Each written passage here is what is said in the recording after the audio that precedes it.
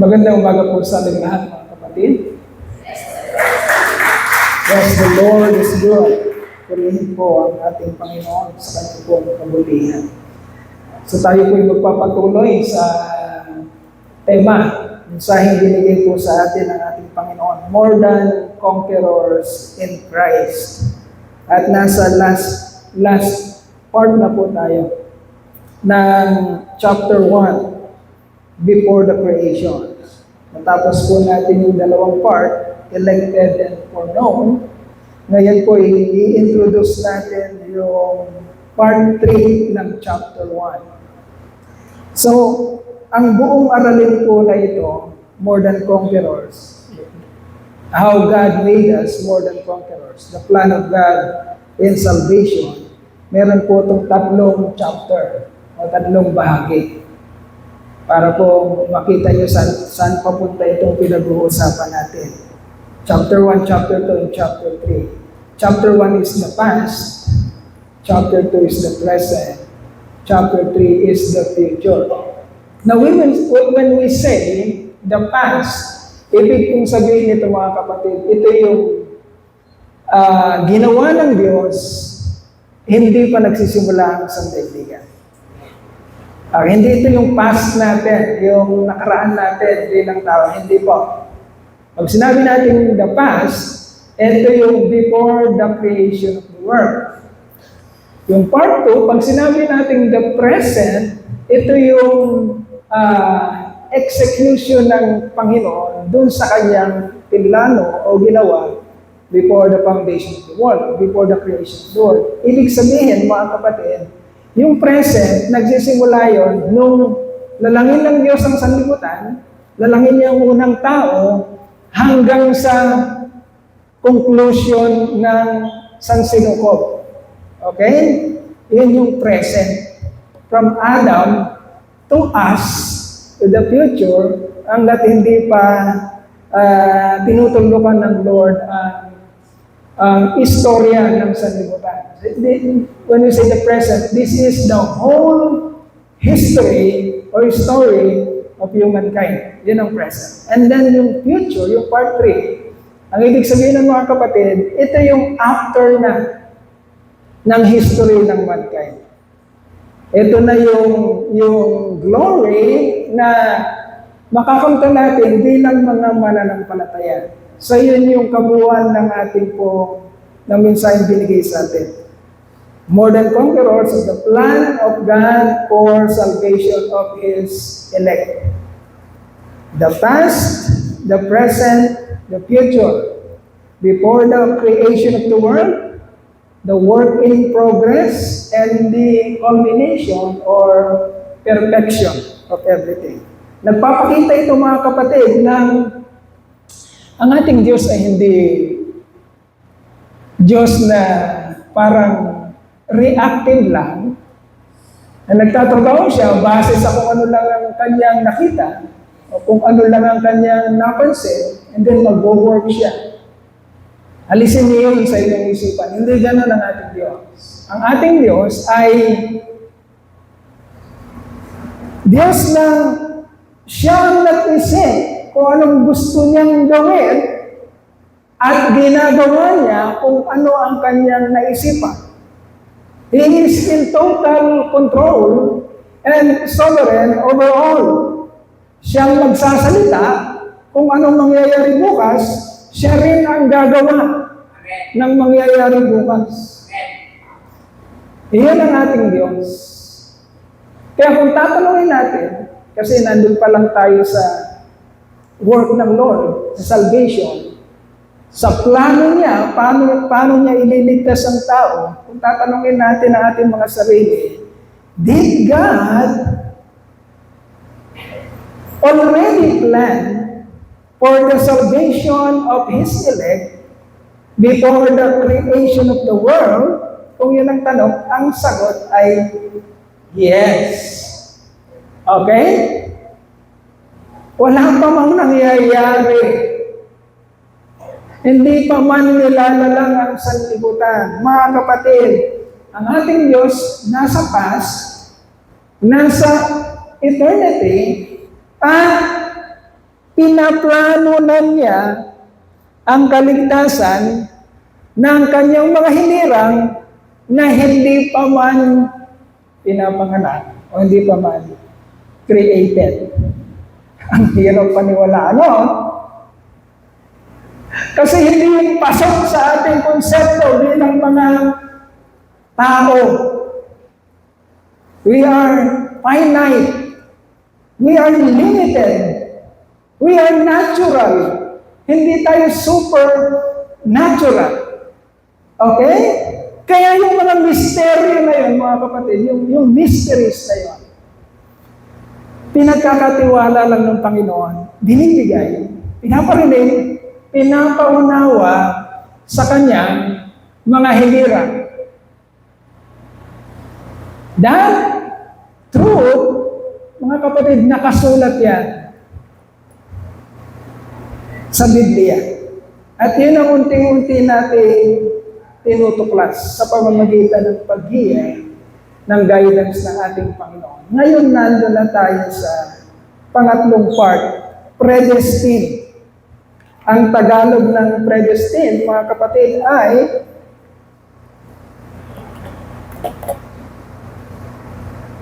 itinalaga. Okay, tapos na tayo sa elected. Anong Tagalog ng elected? Hinirang. Tapos na tayo sa foreknown. Anong Tagalog ng foreknown? Kinilala.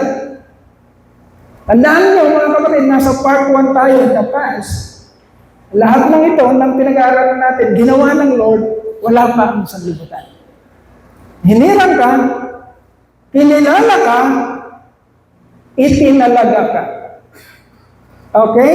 Predestined. Itinalaga.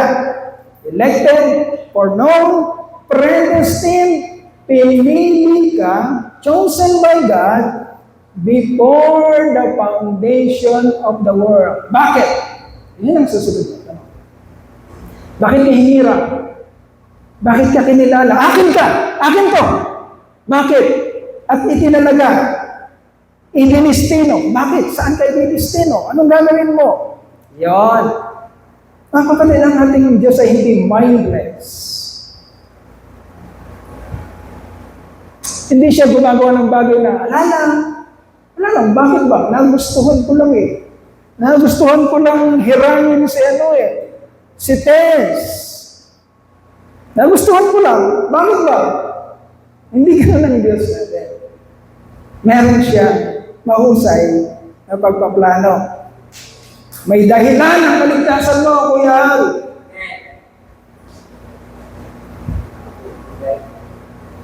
May dahilan ng Diyos, bakit ka niligtas? May gagawin siya.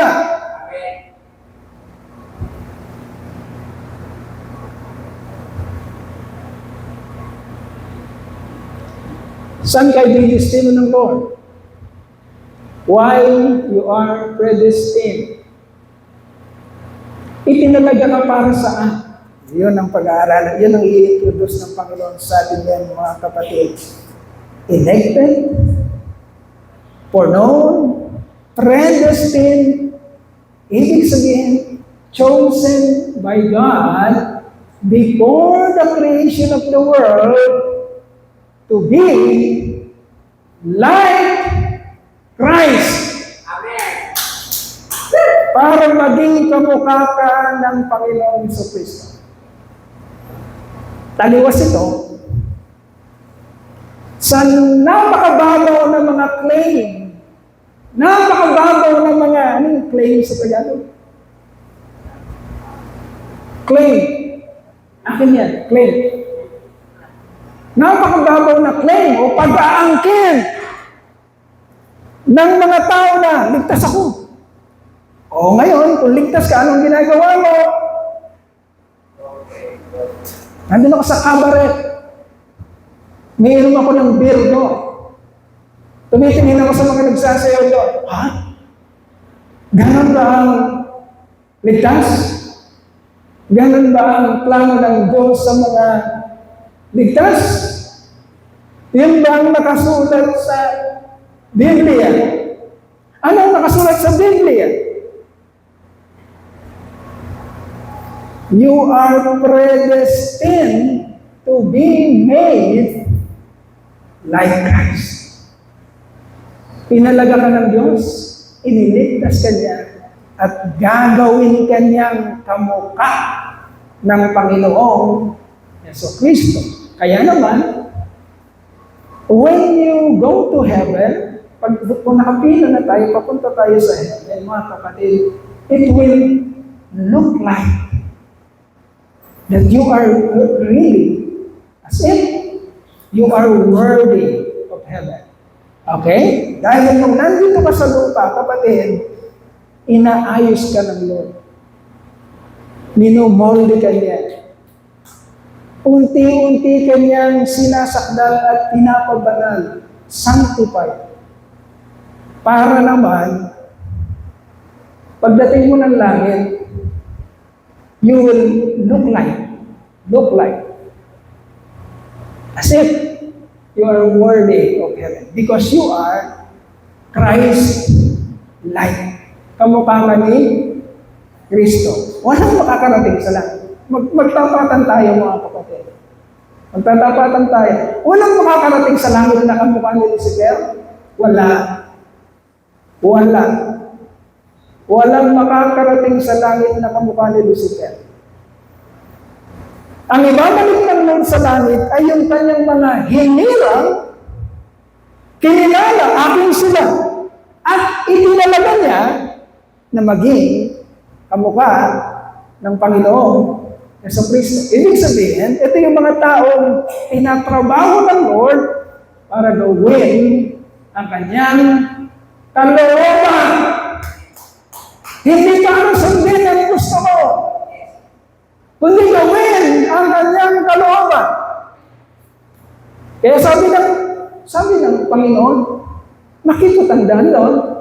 Nakalagay ba yun sa gospel? Ang kikot ng daan na yun, kukunti ang pumupunta doon. Nakasulat ba yun? Ngunit malapad ang daan papunta sa kapahamakan at marami,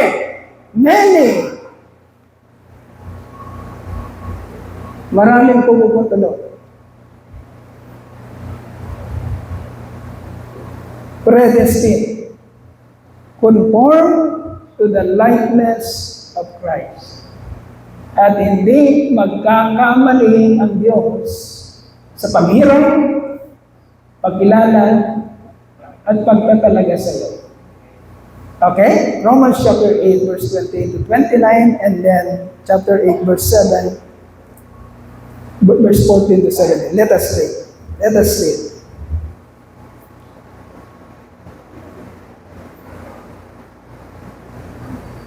Okay.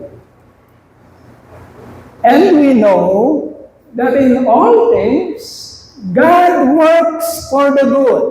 God works for the good of those who love Him, who have been called according to His purpose. Ang Diyos ang may purpose. Siya nagsabi, gagawin ko silang kamukha ni Kristo. Kung anong sinabi ko, siya kung gagawin. Yun ang ibig sabihin na, mga kapatid. They are called for His purpose. Gagawin ng Diyos ko ang sinabi niya noon pa.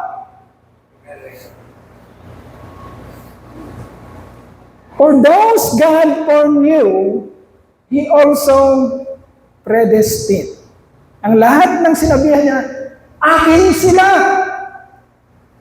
Yung pinag-aralan natin sa Isaiah chapter 43, I created you, I formed you, I called you by name, you are mine.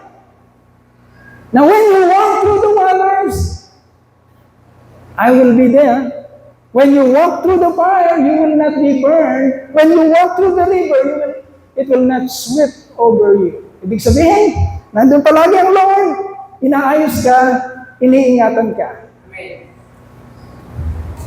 For those God foreknew, He also predestined to be conformed.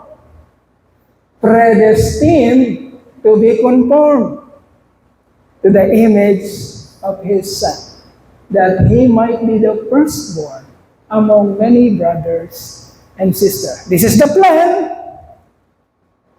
Iyon ang pinagplanuhan niya noon in the past at ine-execute niya ngayon sa present.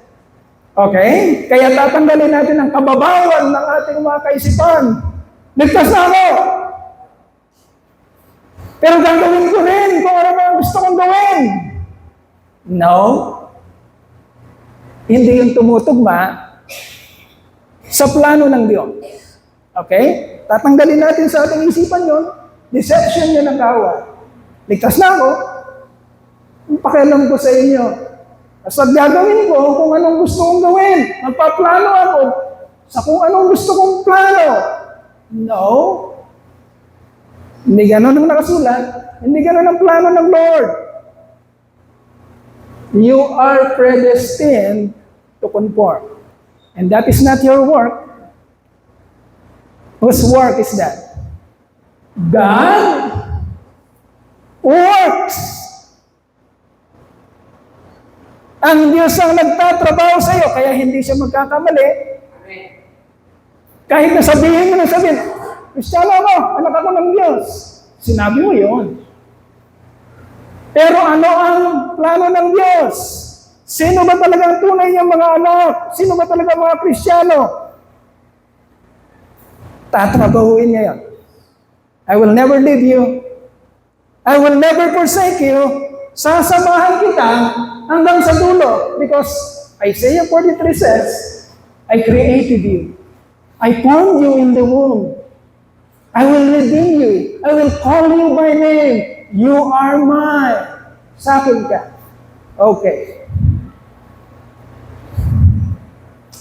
We are destined for glory. Because you are Christ-like. Okay? Destined for glory. Itinalaga ng Diyos para sa kaluwalhatian. Itinalaga ng Diyos para sa kadakilaan. Now, that is a very exciting news. A very exciting, good news na maririnig natin. Michael! Napili ka para maging dakila. Magiging champion ka isang araw. Ang sarap pakinggan. Diba? Kung hindi pa nagiging 8th World Division Champion si Pacquiao at sinabi na sa kanya, anong pangalan? Money! Money! Napili ka ng Diyos! Isang araw magiging 8th Division Champion ka ng boxing. Ikaw ang pinakamainam sa lahat ng boksingero. Ang sarap pakinggan nun. Kung sinabi sa iyo ang future, na wala pang nangyayari at napakinggan mo, wow, ako pa na ang pinakamagiging sikat na boksingero. I will conquer every one of them. Ako pa lang ang pinakadakila. Kung narinig yun ni Manny Pacquiao, nung siya pa lamang ay nagsisimula, o baka hindi pa nagsisimula, it is a very exciting good news sa kanyang future. Tama? Exciting ba yun? But,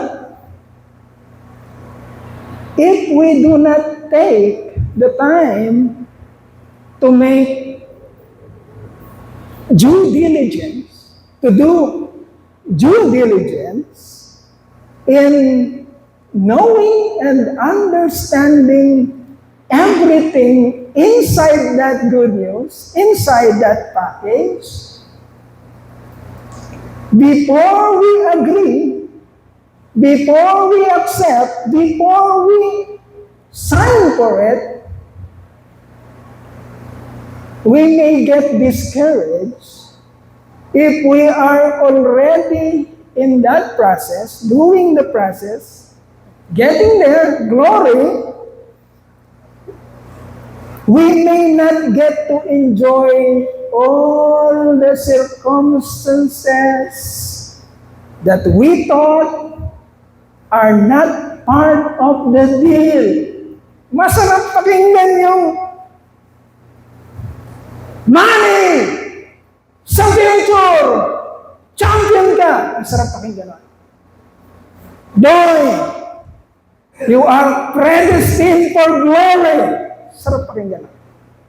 Exciting! Pero anong nakapaloob ba? Anong nangyari kay Manny Pacquiao before siya naging 8th Division World Champion? Ano nangyari kay Manny?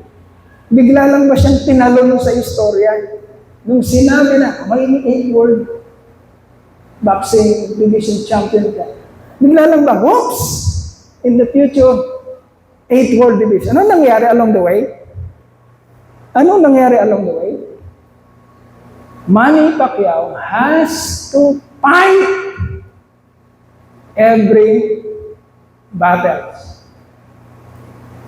Kailangan niyang i-conquer ang mas malalaki, mas malalakas, mas sikat kaysa sa kanya bago siya tanghalin na dakila.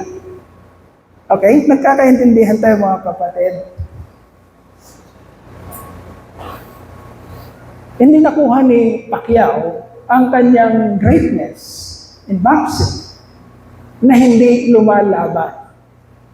When we say we are more than conquerors, mga kapatid, ang ibig sabihin, meron tayong hindi isa, hindi dalawa, kundi maraming laban na animoy mas malakas, mas malaki, mas matindi, mas parang overwhelming kaysa sa atin. Kagaya ng nangyari kay Pacquiao. Okay? Hindi ito madali. Kung alam natin ang ibig sabihin, kung nauunawaan natin ang nakapaloob sa greatness na yon, sa glory na yon, mga kapatid, hindi tayo isa sa mga tao na akala, ligtas ako. Sabi ng Lord, naparito ako upang bigyan kita ng isang buhay na ganap at kasiyasiya. Ganap at kasiyasiya. Ibig sabihin nun, daming pera. Ganap at kasiyasiya. Listen very carefully. Listen very carefully. Ibig sabihin nun, sikat. Uy, sikat. Yun ang ganap, yun ang kasiyasiya. Ibig sabihin ng kapangyarihan. Kaya kong utusan ng lahat. Ako ang pinakadakila sa lahat. Ako mag-uutos sa lahat. Yun ang kasiyasiya. Yun ang ganap. Because our sinful mind, our depraved mind, the desire of this sinful mind, nagkikrave ito. Ang gusto nito, yung mga bagay patungkol sa sarili. Kasikatan, kapangyarihan, kayamanan, authority. Kaya kapag ang nakarinig ng news, mga kapatid, ay natural man, pag-aaralan natin mamaya. Tatanggapin niya yung news na yun. I have come, sabi ni Jesus Christ, that you might have life and have it more abundantly. Pag ang tumatanggap ng ganong klaseng news ay natural man, ibig sabihin, walang Holy Spirit, iba ang magiging reception. Iba ang magiging pagtanggap niya sa news na yun. Magiging patungkol ito sa kanyang sarili. Magiging iba ang interpretation niya. Why? Because he is a natural man. Ligtas na ako. Pwede kong gawin lahat, pero ligtas ako. Kasi sabi ng Lord, i-accept ko lang siya. And then ligtas na ako. Magagawa ko ng lahat. No? No? Hindi ganon. God elected, foreknown, and predestined people for glory. Talaga naman, mga kapatid. Kung ikaw ay hinirang ng Diyos, kinilala ka niya, Itinalaga ka niya, kapatid, iisa lang ang pupuntahan mo. Sa future, iisa lang talaga, you will be a champion. You will be a conqueror. More than conqueror. You will be victors. Yun talagang pupuntahan mo. Wala kang ibang pupuntahan. Kapatid, those people, they are chosen by God before the creation of the world to conquer and to be glorified in the sight of God like Christ. Natin kakalimutan, like Christ. But they will be tried, they will be tested, and they will fight many battles. But because they are elected, foreknown, and predestined by God, and because God works for them, they will always emerge victorious and remain steadfast in their faith. Gaya ng claim ni Apostol Pablo, I have run the race, I have kept the faith, the good fight of faith. Ngayon ay babalik na ako sa aking Ama. Pero pag binasa mo ang istorya ni Apostol Pablo, makikita mo ang maraming pagdurusa doon. Kinagat ng ahas, itinapon sa dagat, ikinulong, pinagahagupit at lahat. But at the end of the day, we have seen Paul remain steadfast in his faith. Nanatili siyang matatag. Ikaw? Si Paul nanatiling matatag. Ikaw?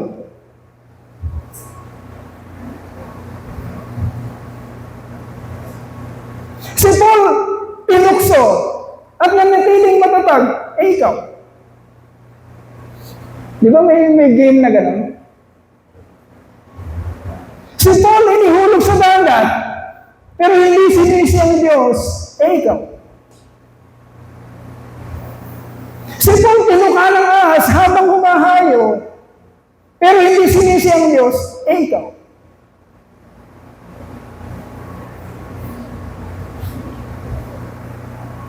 Today, we will study what it really means to be predestined by God for glory.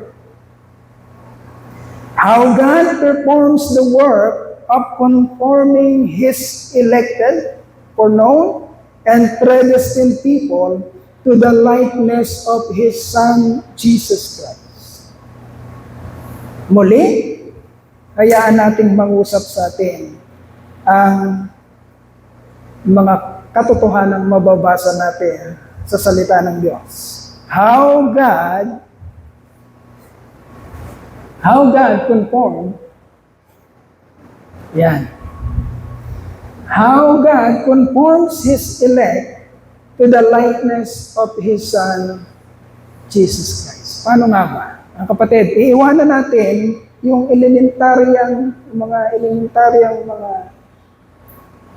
kaisipan, mga tinanggap natin na tipong, basta, okay lang ako, hayaan ko, iwanan natin. Dadaig tayo, sisisirin natin yung perlas, huhubayan natin ang mga ginto na magpapayaman sa atin. Amen? Amen? Amen? Hindi ka makakakuha ng perlas sa daan. Lakad-lakad, sa araw na natisod mo yung perlas. Hindi. Saan nakukuha ang perlas? Lumalim ka. Hindi ka makakakuha ng mga barang ginto sa karsada, matitisod, no? Saan mo makukuha? Lumalim ka. O kaya mo sa lupa. So how God conforms His elect to the likeness of His Son, Jesus Christ. Paano nga ba tayo, mga kapatid, ginagawang kamukha ni Yesu Cristo? Dahil ang pagiging kamukha ni Yesu Cristo, mga kapatid, yun yung prerequisite mo. Okay? Para makapunta ka dun sa glory o kadakilan o kaluwalhatian na pinangako sa iyo ng Panginoon. That is your prerequisite. While you are still living in this planet Earth, ginagawa kang kamukha ng Panginoon. Pero paano? Okay? Kukunin lang natin yung unang point. I-introduce natin. Verse 14 ng binasa natin kanina. Verse 14 ng binasa natin kanina. Yan. It necessitates the giving of the Holy Spirit to an elect. Okay? It necessitates. Ibig sabihin, mga kapatid, necessary. You can make it on your own. Tandaan natin, wala nga tayong may pagmamayabangan. We cannot make it on our own. Hindi tayo makakalakad doon sa makipot na daan na yon on our own. Hindi natin kayang gawin yon. Iiwanan natin ang kayabangan natin at alamin natin paano tayo tinatrabaho ng Diyos, paano niya tayo nadadala doon, na nakakayanan natin bumakad sa makipot na daan na yon. Anong ginagawa ng Diyos sa atin? Anong dapat nakikita natin sa ating sarili? I-assess natin, mga kapatid. Una, nagsisimula ang lahat by the giving of the indwelling Holy Spirit in our lives. It necessitates the giving of the Holy Spirit to an elect. Okay? A genuine child of God, listen very carefully. A genuine child of God has an indwelling Holy Spirit from God that leads him or leads her to fulfill what God willed for him or what God has planned for him. Kapatid, hindi ka pinabayaan ng Lord. Nung sinabi niya, hinirang kita, kinilala kita, sabi ko sa kanila, sa akin ka. Tsaka, ididestino kita doon. I will predestine you. Bahala ka na. Basta, hinirang kita. Sinabi ko sa kanila, akin ka. Pumunta ka doon. Bahala ka na ha. Galingan mo. Hindi ganon, mga kapatid. Hindi ganon ang ginawa ng Diyos. Sinimulan ka niya sa pagbibigay sa iyo ng banal na Spirit. Iyon ang tinatawag nating born again experience. Tandaan natin. Ang kapanganakang muli, panggaling mabuti mga kapatid, do not miss. Tandaan natin. Ang kapanganakang muli, born again experience, ay hindi subsequent o hindi resulta ng isang araw tinanggap mo ang Panginoon bilang Panginoon at tagapagligtas. Okay? Hindi po ganon. Malalaman natin mamaya ang katotohanan. Hindi po ganon. Sa popular nating parang kaisipan na, sinasabi sa atin, tanggapin mo ang Panginoon. Tanggapin mo si Yesu Cristo bilang Panginoon mo at tagapagligtas para ma-born again ka na at maligtas ka. No, walang nakasulat na gano'n, mga kapatid. May isang verse na ginagamit para doon. Pag-aaralan natin, John 1:12. Yet to all who receive Him, to all who believe in His name, God gave them the right to become the children of God. John 1:12. Okay? Pero hindi nila binasa yung kasunod na verse. John 1:13 na nagsasabi, naging anak nga sila ng Diyos, hindi dahil sa desisyon nila, hindi dahil na itulak siya ng asawa niyang lalaki. Naging ka na. Tanggapin mo na ang Lord. Not by human decision or a husband's will, but they were born of God. Okay? Born of God. Ngayon, Pastor, kailan natin malalaman na na-born again na tayo? Kailan yun? Masasabi ba natin na, ay, si Pastor Doy na-born again noong March 5, 1995. Doon na-born again si Pastor Doy. Malalaman ba ni Pastor Doy kung kailan siya na-born again? Example. Kung pinanganak si Pastor Doy, at ang mga magulang, namatay ang kanyang tatay, kunyari, at ang nanay niya ay ayaw siyang palakihin, pinanganak na si Pastor Doy, baby siya. And then dahil nagdesisyon ang kanyang nanay, hindi ko kaya itong palakihin, tatapon ko ito sa basurahan. Okay? Tinapon si Pastor Doy sa basurahan. May dumaan doon. Nakita, may baby doon, pero hindi na nalaman kung kaninong baby yon. Inarugan itong dumaan, kasi basurero din yung dumaan. Inaruga, hindi man siya nag-aral, wala man siyang simple mind yung nanguha ng bata, hindi siya nag-aral. Pinalaki niya, hindi niya inisip, kanino anak to? Ano yung saktong nito? Saktong time at saktong araw at saktong petsa ng kanyang kapanganakan. Hindi niya inisip yun. Wala din yung kaisipan ng nakapulot sa kanya. At napalaki na siya. Ngayon, nung marunong na si Pastor Doy, mga 7 years old, 8 years old, 9 years old, 10 years old, nagtanong na si Pastor Doy, kailan ba ako pinanganak? Ay dahil lumipas na ang maraming taon, at hindi naman yung inintindi na nakapulot sa kanya, ay hindi ko alam eh. Napulot lang kita. Kailan nyo nga po ako napulot? Kailan po? Hindi ko na alam. Hindi na yun ang inintindi ko eh. Ang inintindi ko ay papalakihin kita. So, is there any way na matututunan ni Pastor Doy on his own kung kailan siya pinanganak? Sino lang nakakaalam na kapanganakan niya? Yung kanyang ina. Alam niya kung kailan yung oras, kung kailan yung araw, kung kailan yung buwan, at kung kailan yung taon, kung kailan siya pinanganak. We do not know. When we were born in spirit, ang totoo, hindi natin alam. Okay? Hindi natin alam. Sino nakakaalam na? Siya na humirang sa'yo, siya na kumilala sa'yo, he is mine. Anak ko to. Itatalaga ko to. I formed you, I created you, I will redeem you, I will call you by name, Lord. Because you are mine. Siya ang nakakala. Now, mga kapatid, unti-unti, pag na-born again ka na spiritually, unti-unti, natututunan mong tumawag na kahit hindi mo tunay na ama yung nakapulot sa'yo. Ama. Sasabihin ba niya yan habang baby pa siya? Anong sasabihin niya habang baby pa siya? Oha! Oha! Gatas! Gatas! Yan lang ang alam niya.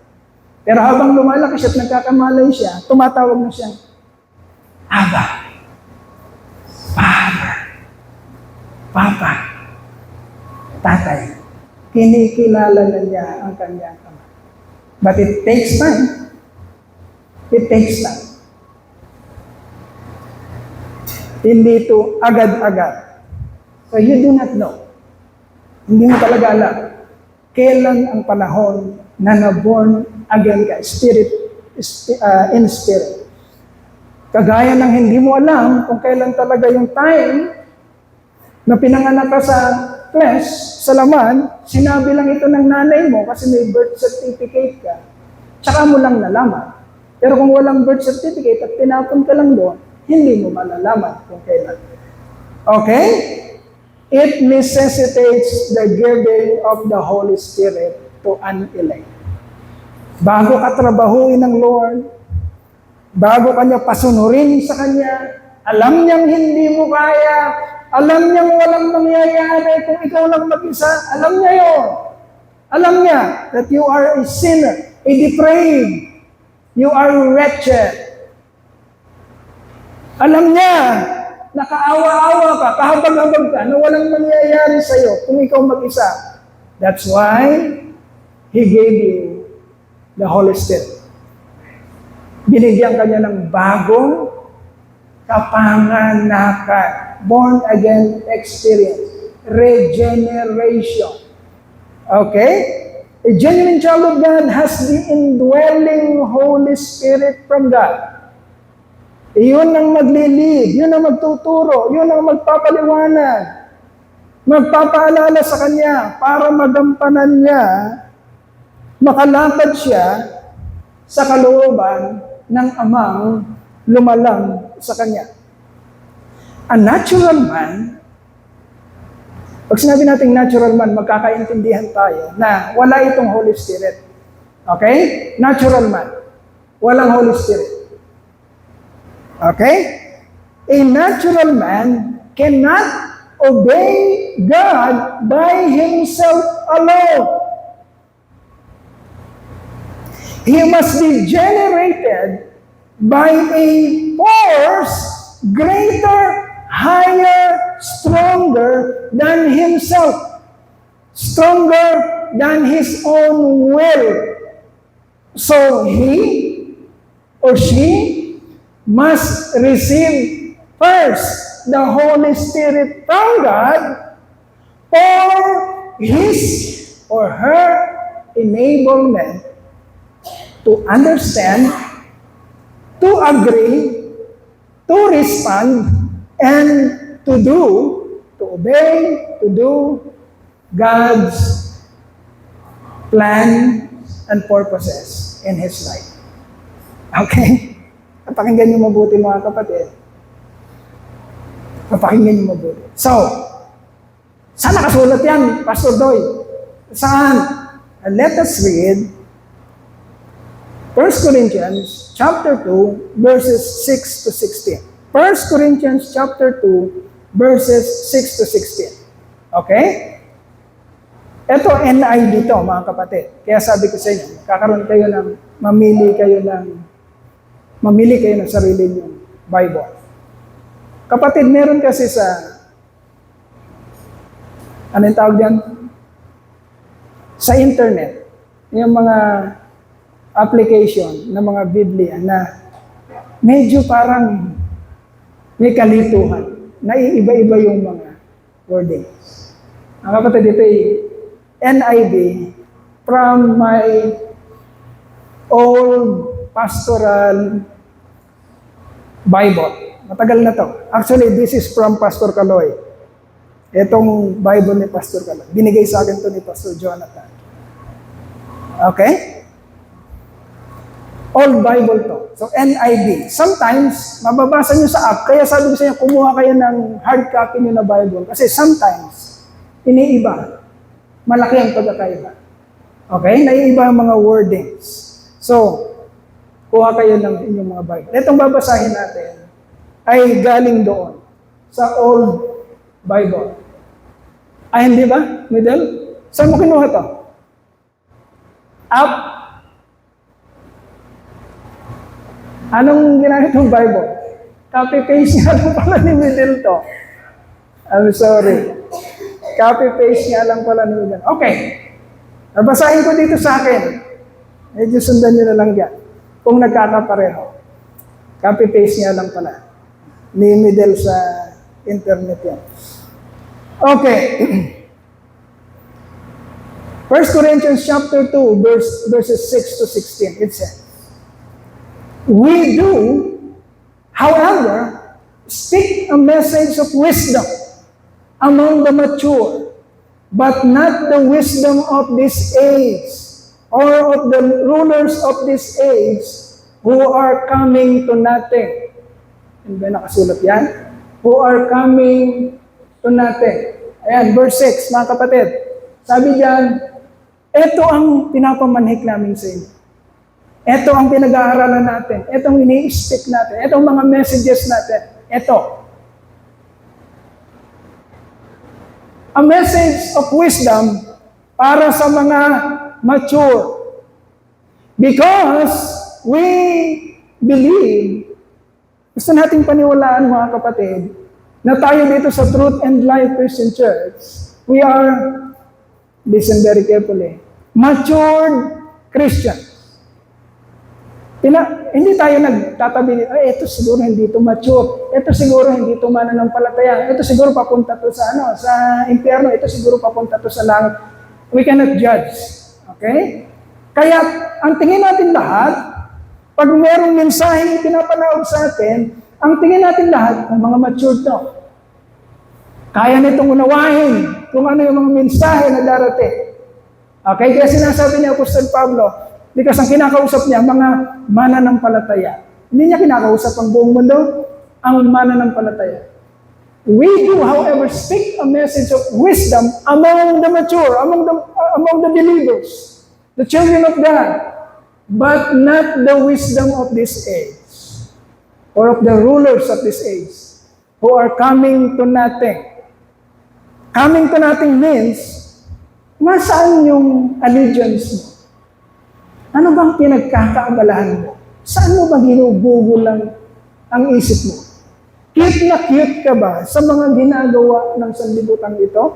Akala mo ba doon mo makukuha ang iyong kaligayahan? Akala mo ba doon mo makukuha ang iyong significance? Ang lahat ng iniisip mong magbibigay ng fulfillment sa'yo bilang isang tao? Doon mo ba nilalagal ang sarili mo? Sa wisdom ng mundong ito? Although parang maganda, although parang progresibo, doon mo ba inilalagat? Well, ang sabi ng Panginoon, through Apostle Paul, that wisdom will come to what? Coming to what? Nothing. Kasi isang araw, babalunggunin ng Lord natin. Okay? Lahat ng pinag-aksayahan mo, kung doon mo nilagak ang isip mo, doon mo inaksaya ang effort mo, ang lakas mo, at ang lahat. Tandaan mo, they will come to nothing. Mawawalan ng kabuluhan lahat yun. Ang matitira lang, yung mga ginawa ng Diyos sa kanyang mga hinirang. Okay? Yan ang sinasabi dito. Now we declare God's wisdom. A mystery. Ayan na. Mystery pala kasi. Kasi ang point number 1 natin is, it necessitates the giving of the Holy Spirit. Bakit kailangan mo ng Holy Spirit? Ayan na kasi ang katotohanan. We declare God's wisdom. Because God's wisdom is secret. Secret. Mystery. Mysterio. A mystery that has been hidden, atago, and that God destined for your glory before the time began. Sundan yung mabuti, mga kapatid. Ang sikreto na yon, iniingatan ng Diyos at ibubulong lang niya. Ito ang sikreto ko. Kanino? Sa mga hinirang, kinilala, at itinalaga, destined. Plano niya na yon, hindi pa man nagsisimula ang sandaigdigan. Before the time began. And then, none of the rulers of this age, none. Ibig sabihin, wala. Understood it. Walang nakaalam nito. Okay? Bakit walang nakakaalam? Mystery niya eh. Di ba? Secret. Walang makakaalam nito. Wala. None of the rulers of this age understood it. For if they had, they would not have crucified the Son of Glory, the Lord of Glory, the Son of God. Kung nalaman nila ang plano ng Diyos, kung naiintindihan nila, hindi nila ipapako ang Panginoon sa krus. Kasi naiintindihan nila eh.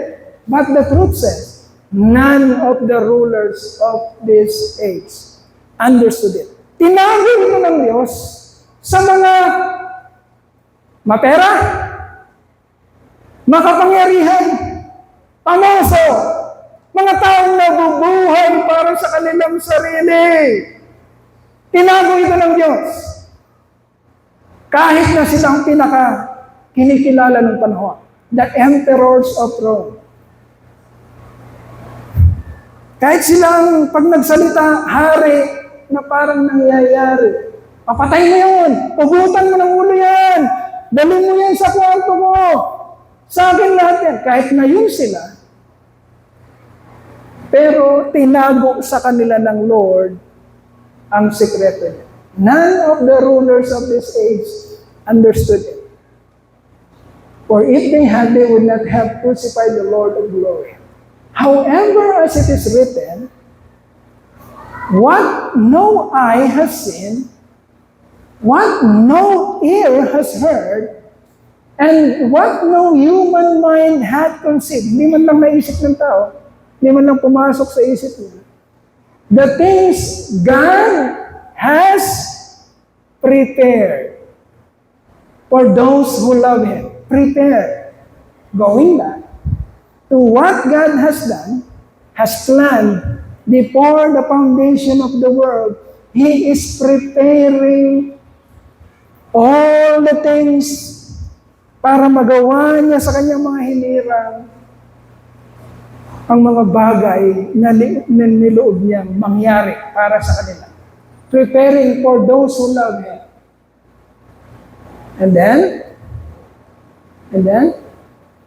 these are the things God has revealed to us. Paano nakarating sa atin? Paano natin naunawaan? By His Spirit. Okay? Sana, mga kapatid, ang prayer ko, sana, madakot natin. Kasi, isang katotohanan din, na sinabi ng Panginoong Kristo, merong 4 na soil, merong 4 na lupa na sinasabi, sa kabatuhan, sa kadawagan, sa daan, at ang matabang lupa. Hindi ipagkakait ng Diyos na isabog niya ang binhi. Sinasabog niya ang binhi. May nahuhulog sa daan, sa kabatuhan, sa kadawagan. But He intentionally planted. He intentionally planted the good seed on good soil. Inayos niyan, kinalkal niya ang mga lupa dyan. He intentionally planted the good seed in good soil. Kapatid, huwag mong masyadong tinitake lightly o parang, sana matapos na. Ano ang pinagsasabi? Sana matapos na. Kung ganun ka, kasi, maniglihit ka sa Panginoon. Bakit? Maaring ikaw yung lupa na nasa daan. Narinig.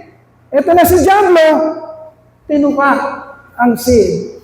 At paglabas mo dito, you will still go in your own way. Bakit ba? Tama itong ginagawa ko. Bakit ba? You will still go on your own way. Kasi kinuha ka agad ng Diablo. Yung akala mong narinig mo. Gagawin mo pa rin. Magtataksin ka pa rin.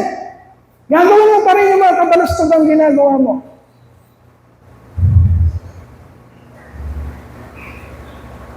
These are the things God has revealed to us by His Spirit. If you have the Spirit of God, kapatid, maunawaan mo at ipapaunawa sa iyo ng Panginoon. The Spirit searches all things, even the deep things of God. For who knows a person's thoughts except their own spirit within them? In the same way, no one knows the thoughts of God. Walang nakakaalam kung ano yung pinlano ng Lord. Hindi pa man nangyayari ang mga bagay. Walang nakakaalam. No one knows the thoughts of God except the Spirit of God. That's why it is necessary listen very carefully, it is necessary for us to receive, to be given the indwelling Holy Spirit. Because the Holy Spirit of God, na binuhay sa atin mga kapatid, the Holy Spirit of God, siya lang ang nakakaalam ng sikreto ng Diyos, the mysteries of God. At siya lang ang makapagsasabi sa atin, makapagbubulong sa atin, ito ang plano ng Diyos sa iyo. Ibig sabihin, when you read the love letter of God, when you read the scripture, when you read the Bible, dati hindi mo siya naiintindihan, pero ngayon, every words na nandun, because you have that indwelling Holy Spirit, it is like a whisper to you, coming from God, ganito ang ibig sabihin niyan, anak. Ibig sabihin, you have that desire, nagkakaroon ka ng interest, hindi ka inaantok, may interest ka na magbasa at makinig ng kanyang salita. Do not ignore the word. Even your interest and your desire, galing sa Diyos. Sapagkat kasama yon sa plano niya. He gave you the will, the desire, and the ability to do His bidding, to do His works. No one knows the thoughts of God except the Spirit of God. And then, what we have received, kung nasa inyo na, kung natanggap nyo, mga kapatid, natanggap natin. What we have received is not the spirit of the world, but the Spirit who is from God. Dito tayo magkakasubukan, mga kapatid. If we assess, ang sabi ni Apostol Pablo, ang tinanggap mo ay hindi espiritu ng sanlibutan. Ang tinanggap mo, kapatid, ay espiritu ng Diyos. Ano ibig sabihin mo? Anong mga punteriya mo sa buhay? What drives you? Who is the one leading you? Saan papunta ang buhay na yan? Anong mga pinaggagawa niyan? If your life, mga kapatid, ay hindi pumapasok sa makipot na daan, at nakikita mo ang sarili mo sa Broadway, mahilig ka sa Broadway, kung yun ang nakikita mo, anong tinanggap mo? Ang tinanggap mo ay spirit of this world. But if you see your life, assess your life, you see your life, you are walking through that narrow road, kapatid, sigurado ang tinanggap mo ay espiritu galing sa Diyos. Sapagkat yung spirito lang na yun ang mag-i-enable sa'yo para makalakad ka sa kalooban ng Diyos. What we have received is not the spirit of the world, but the Spirit who is from God. So that, number one, we may understand what God has freely given us. Para maunawaan natin, ano ba talaga yung binigay sa akin ng Diyos? Ano ba talagang istorya nito? Saan ba ito papunta? Naiintindihan yon ng mga taong pinagkalooban ng Diyos ng kanyang banal na Espiritu. This is what we speak. Not in words taught us by human wisdom. Kaya hindi tayo nagpapaligoy-ligoy dito. Hindi natin kino-compromise. Dinidiretsa ng Lord sa atin kung ano ang totoo. Kung anong ibig sabihin. Hindi tayo nagpapaligoy-ligoy na ang gusto lang natin mangyari ay pahangain at gusto lang natin makuha ang atensyon ng tao para madalak sila, matuwa at hindi na sila umalis sa church natin daw. Hindi yun. We speak not in words taught by human wisdom, but we speak with words taught by the Spirit. Kahit masakit. Sinabi ba na ang salita ng Diyos ay patalim na magkabila ay double-edged sword, na magkabila ay talim, matulis at magkabilait talim. Sinabi ba? Na gano'n ang salita ng Diyos. Ibig sabihin, pagka inunterya ko si Ninang Cecil, inunterya kong puso niya, ginanon ko yun, yung patalim na yun, mararamdaman mo ba yun, Ninang? Tatalab yun! Masakit! Pero yun ang totoo. Dahil yun ang gigising. That we may understand. This is what we speak.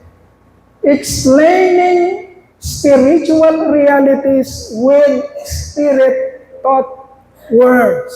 And then, the person, natural man. Again, mga kapatid, ano yung natural man? Walang Holy Spirit. Yun ang ibig sabihin ng natural man. The person without the Spirit does not accept the things that come from the Spirit of God. That is why, mga kapatid, kailangan ma-born again ka. Sabi ni Jesus Christ sa John 3:3, favorite verse ko yun. Unless a man is born again, he cannot see the kingdom of God. Unless a man is born again, sa ibang translation, he cannot enter the kingdom of God. Sa Tagalog, pakinggan natin mabuti, maliban na ang isang tao'y ipanganak na muli, hindi siya paghaharian ng Diyos. Ano ibig sabihin nun? Yung sinabi ni Jesus Christ? Sabi ni Jesus Christ, kay Nicodemo, nagsasalita ako ng mga bagay patungkol sa makalangit, sa spiritual. Pero hindi mo naiintindihan, Nicodemos. Guro ka pa naman ng Israel. Tagapagturo ka pa naman ng Israel, Nicodemus, at hindi mo naiintindihan. Because Nicodemus, by that time, is a natural man. Okay? Walang banal na espiritu. Sabi ni Jesus Christ, kailangan mong ipanganak na muli para maintindihan mo. Para may makikinig na.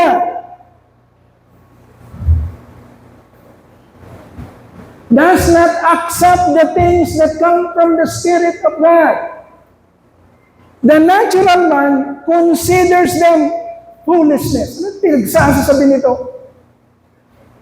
Ang isang natural man, ang tingin sa mensahe ng Panginoon, yung exposition ng mensahe ng Panginoon, pag pinagsasasabi nito, anong tabulan na pinagsasabi? Kasi sa kanila, ang mga bagay patungkol sa Diyos ay foolishness. Ano yung foolishness sa Tagalog? Kahunghangan. Ano pa ibang meaning ng foolishness? Kamangmangan? Kahunghangan. Yung kalokohan yan. Yung parang gano'n. For them, the things from God, for them is foolishness. They cannot understand them. Why? Bakit hindi na naiintindihan? Because they are discerned only through the Spirit. Okay? Naiintindihan lang kasi ang mga bagay sa sangkalangitan, bagay na spiritual, naiintindihan lang sa pamamagitan ng Spirit. If the Holy Spirit is absent to you, kung wala ang banal na Espiritu sa iyo, kapatid, kung wala kang maiintindihan. Ituturing mo ang mga pinag-uusapan na kalokohan. They are foolishness to you. At hindi mo maiintindihan ang pinag-uusapan because the Holy Spirit is absent. Listen to the Spirit. The person with the Spirit makes judgment about all things, but such a person is not subject merely to human judgment. Pastor, kano ako ba? Hindi tayo pwedeng mag-judge. Nagkamali ka naman, Pastor eh. Sabi mo, hindi tayo pwedeng mag-judge eh. Pero sabi dito, sa verse, verse 15, sabi diyan, the person with the Spirit makes judgment about all things. Ano ba talagang tama, Pastor? Pwede ba tayo mag-judge o hindi pwede mag-judge? Sabi diyan, judgment about all things. Hindi niyan sinabi na judgment of persons, ng tao, all things. Ibig sabihin, kapag may banal na espiritu ka, madidiscern mo kung ano ang tama o mali. You will have a sound judgment, wise judgment of things. Ibig sabihin nun, pag tinanong ka, Pastor, ang isang anak ba ng Diyos pwedeng mambabae, Pastor? Anong sagot ni Pastor? Siyempre sabi ni Pastor, kasi may wise judgment siya. Hindi! Hindi gawain ng anak ng Diyos ang mambabae. Tama ba? Yun ang sinasabi, I can make judgment. Pastor, tinanggap ko na ang Lord eh. Ligtas na ako. Pero, nambababae ako. Pupunta ako sa cabaret. Nagtutubatan kami magkakaibigan. Pahit-hit ako doon. May uso na ngayon. Ano yun? Ano yung uso ngayon? Bait! Pa-bait na kami ngayon. Pa-bait kami, Pastor. Pero ligtas na ako, Pastor, di ba? Kasi tinanggap ko ang Panginoon. Anong sagot ni Pastor?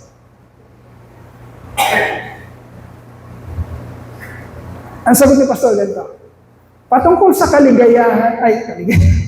patungkol sa kaligtasan mo, bro, I cannot make any judgment. Dahil buhay ka pa, hindi ko alam ang mga mangyayari sa iyo sa mga susunod. Hindi ko pwedeng sabihin sa iyo kung ligtas ka o hindi. But pertaining, yung practice mo, na pagpunta mo sa cabaret, na pambababae mo, na paggawa mo ng mga kabalastugan, I can readily tell you, hindi yan gawain ng isang anak ng Diyos. So pasabi, hindi ako anak ng Diyos, bahala ka. Hindi ko alam sa iyo. Pero yung gawain na pinapakita mo, hindi yan gawain ng isang anak ng Diyos. Sana nagkakaintindihan tayo, mga kapatid. Binawalan tayo ng Diyos na husgahan sino ang ligtas o hindi. Kasi buhay ang mga tao, hindi natin alam. Meron niyang kriminal sa kaliwat kanan ni Jesus Christ. Tinapong kasabay niya, yung isa, kriminal nga eh.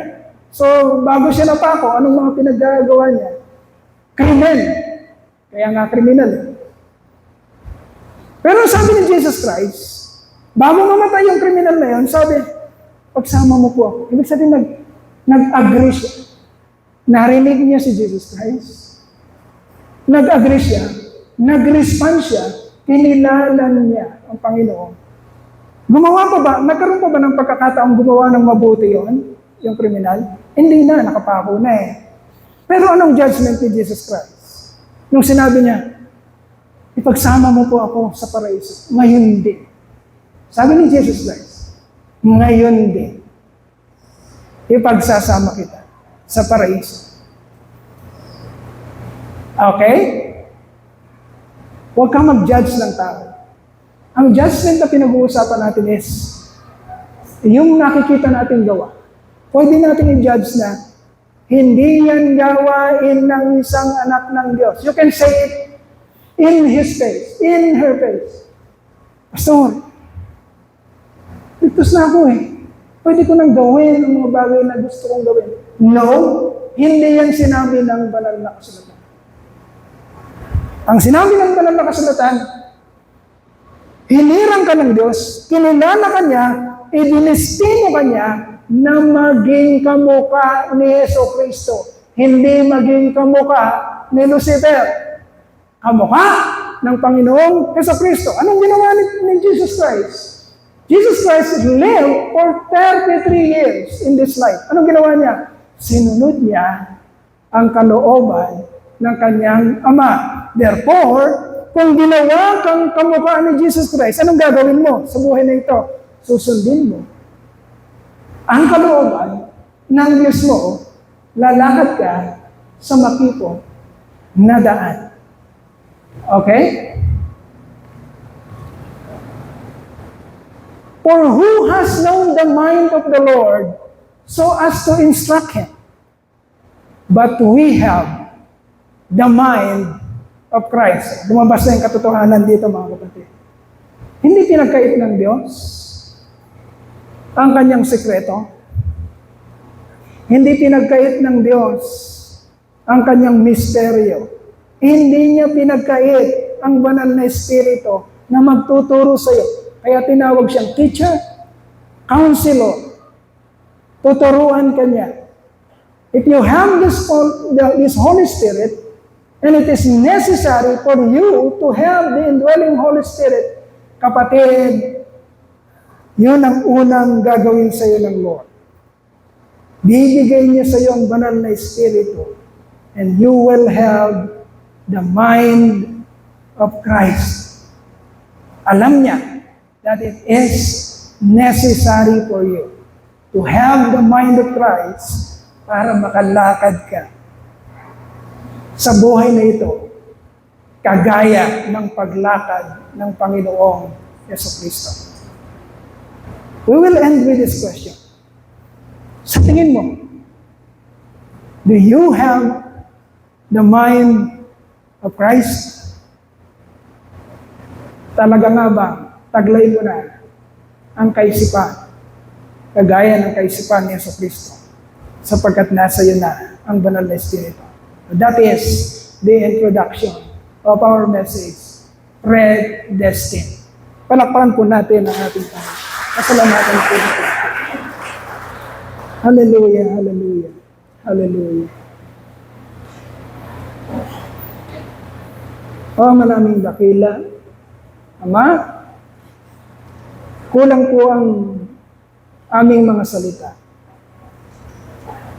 Kulang po ang aming mga wordings, Lord God, para ibalik po sa iyo ang mga papuri, pasasalamat, pagdakila, dahil sa napakagandang trabaho mo sa aming buhay. Kung papaano mo po kami iniligtas. Ama, sino ba kami? Sino ba kami sa harapan mo? The same question na ibinigay po ni King David.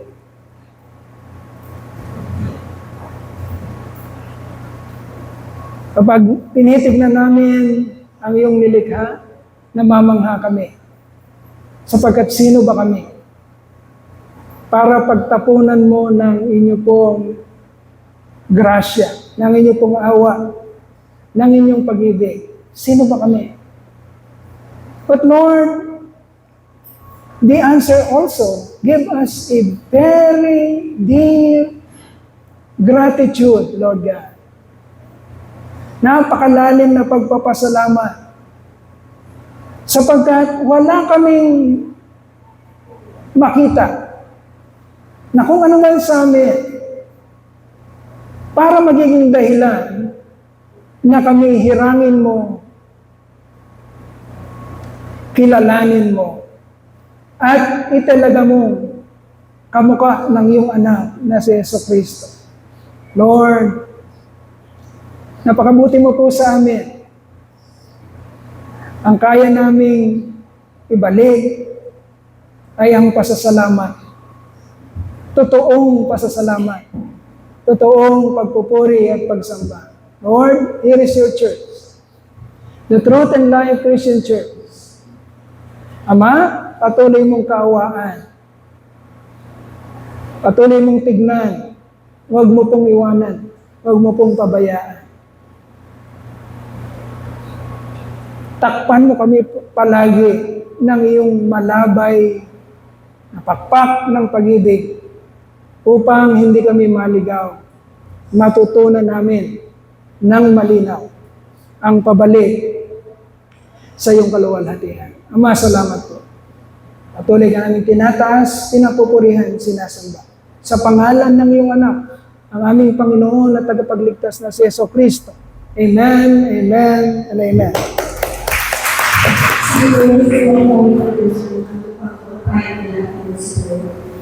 Thank you.